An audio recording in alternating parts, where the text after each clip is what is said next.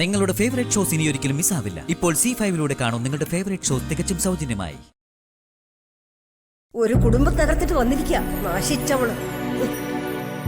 സ്നേഹിച്ച ഭർത്താവിനെ ചതിച്ചതും പോരാ, ആ പിഞ്ചു കുഞ്ഞിനെയും വലിച്ചെറിഞ്ഞു.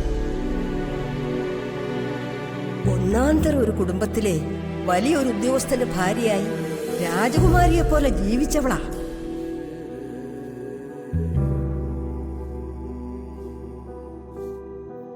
ഇവൾ എന്ത് കണ്ടിട്ടാണാവോ ആ ഞതവാലിയുടെ കൂടെ ഇറങ്ങി തിരിച്ചത്? ഇവള് യക്ഷിയാ, യക്ഷി, ചോര കുടിക്കുന്ന യക്ഷി.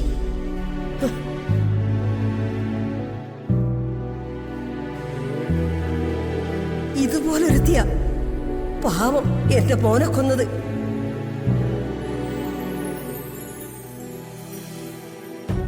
നിന്നെ ഞാൻ ഇഞ്ചിഞ്ചായി ഇവിടെ ഇട്ട് തകർക്കുമുടി.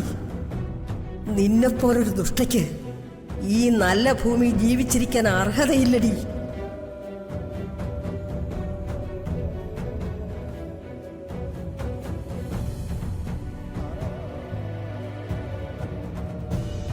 അമ്മ കൊറേ നേരമായല്ലോ, എന്താ ഇങ്ങനെ ആലോചിക്കുന്നത്? ഒന്നുമില്ല മോളെ, എനിക്ക് തീരെ സുഖമില്ല. വീടിനകത്തുള്ള ജോലിയൊക്കെ ഒന്ന് ചെയ്യാമോന്ന് ചോദിക്കാൻ ഒരുമ്പെടുകയായിരുന്നു ഞാൻ. അല്ല, മോക്ക് ബുദ്ധിമുട്ടാണെങ്കി. അല്ലമ്മേ, എനിക്ക് ഒരു ബുദ്ധിമുട്ടുമില്ല, ഞാൻ ചെയ്തോളാം. ഓ,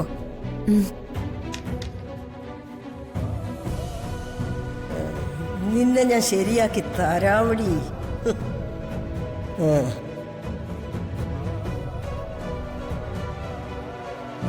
ഇതിപ്പോ അവരുടെ അനുവാദം ഇല്ലാതെ അവൻ ബലമായി പിടിച്ചവളെ താലി കെട്ടിയതല്ലേ എന്ന് വെച്ച് സ്ത്രീധനം കുറയ്ക്കാനൊന്നും ഞങ്ങൾ സമ്മതിക്കില്ല. സ്ത്രീധനം വാങ്ങിക്കുന്നതും കൊടുക്കുന്നതും നിയമവിരുദ്ധമാണെന്നും കുറ്റകരമാണെന്നും സാവിത്രിക്ക് അറിഞ്ഞൂടേടി. നിയമോ? ഏത് നിയമം? നിയമോ നീതിപാലകരും ഒക്കെ പോയി പണി നോക്കാൻ പറ. ഒരു നിയമം. സാവിത്രി നന്നായി ആലോചനയാണോ ഈ പറയുന്നത്? സ്ത്രീധനം തന്നില്ലെങ്കിലേ കെട്ടിയ പെണ്ണിന്റെ കഴുത്തേന്ന് ആ താലിമാല വലിച്ചു പൊട്ടിച്ച് അവരുടെ കർണക്കുറ്റി നോക്കി 2 പൊട്ടിയിലും പൊട്ടിച്ചിട്ട് പറഞ്ഞു വിടും അങ്ങോട്ട്. Very good. ഇതിനൊക്കെ വജ്രായുധം എന്ന് പറയുന്നത്. ഇത് വെച്ചൊരു കളി കളിച്ചാലേ കാർത്തികന്റെ യൂണിഫോം എന്നേക്കുമായി പെട്ടിയിലാവും. ഈ തെളിവ് വെച്ച് എങ്ങനെയാ അവനെ വീഴ്ത്തേണ്ടത്? ഞാനാണ് ഇതിന്റെ പിന്നിലെന്ന് അവനോ സാവിത്രിയോ ഒരിക്കലും അറിയാൻ പാടില്ല.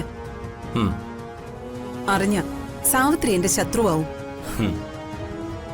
സാവിത്രിയെ എനിക്കെന്റെ മിത്രമായി നിർത്തിയേ പറ്റൂ. കാരണം ചെമ്പകമംഗലത്തെ രാജലക്ഷ്മി അമ്മയെയും നന്ദിനിയെയും ഒതുക്കണമെങ്കിൽ സാവിത്രി എന്റെ കൂടെ നിന്നേ പറ്റൂ.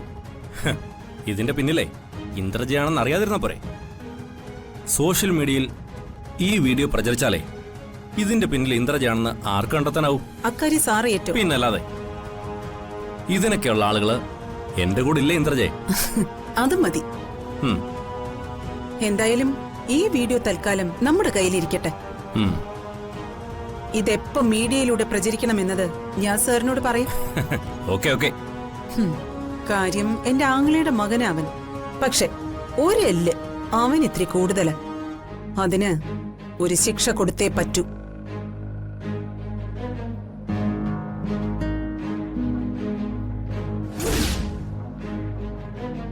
ഒന്നുമല്ലെങ്കിലും ഞാൻ അമ്മയുടെ ചേട്ടന്റെ മകളല്ലേ, അതുകൊണ്ട് ഒരടി കൂടുതൽ കിട്ടും.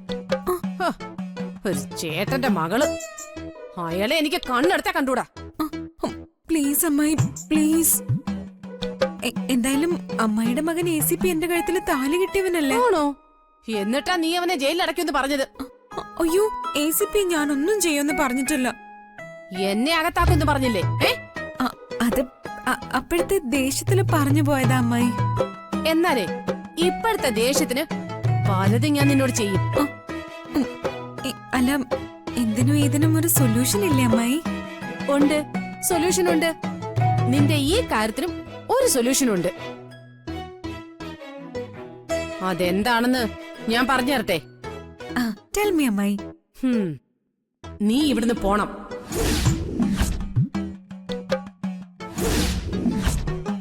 എന്നേക്കുമായിട്ട്. എങ്ങോട്ട്?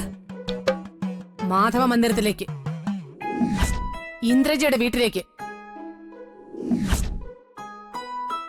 അതാ തൽക്കാലം നിന്റെ വീട്. അതിന്റെ അവകാശം ഞാനും എന്റെ രാമേട്ടനും ആണെങ്കിലും തൽക്കാലം നീ അവിടെ താമസിച്ചു. എന്തു പറയുന്നു? അത് നിനക്ക് പറ്റുമോ?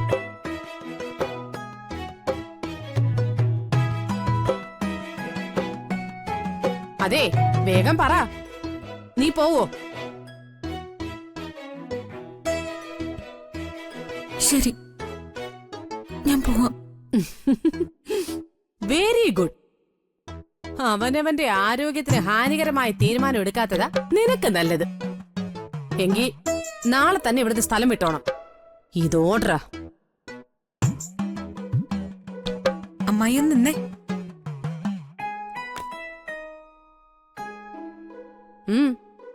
എന്താ? സാവിത്രി അമ്മ ഇതൊന്ന് നോക്കിയേ.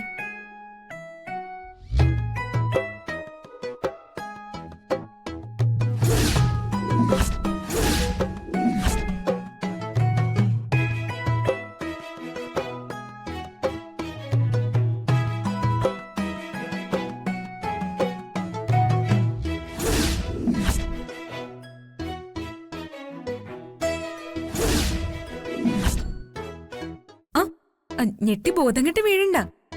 വീണാലേ അവിടെ കിടക്കത്തേ ഉള്ളൂ. ഫോണിൽ നിന്ന് ആ വീഡിയോ ഡിലീറ്റ് ആയ ഒരു സേഫ്റ്റിക്ക് വേണ്ടി ഞാനത് ലാപ്പിൽ സേവ് ചെയ്ത് വെച്ചിട്ടുണ്ടായിരുന്നു. മനസ്സിലായോ? വീണ്ടും അഹങ്കാരം കാണിച്ച് എന്റെ നേരെ വന്ന ദേ ഈ കണക്ക് കൂടി ചേർത്ത് ഞാൻ തിരികെ തരും. അതുകൊണ്ട് പത്തി വിരിച്ച് ആടണ്ട.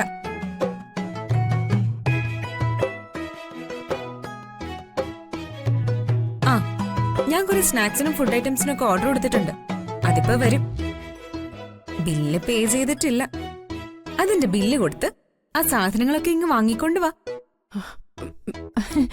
കാശ് കൊടുക്കാൻ ബുദ്ധിമുട്ടൊന്നുമില്ലല്ലോ? അയ്യോ ഇല്ല മോളെ, ഞാൻ ഇപ്പൊ വാങ്ങിച്ചോണ്ട് വരാം. അയ്യോ.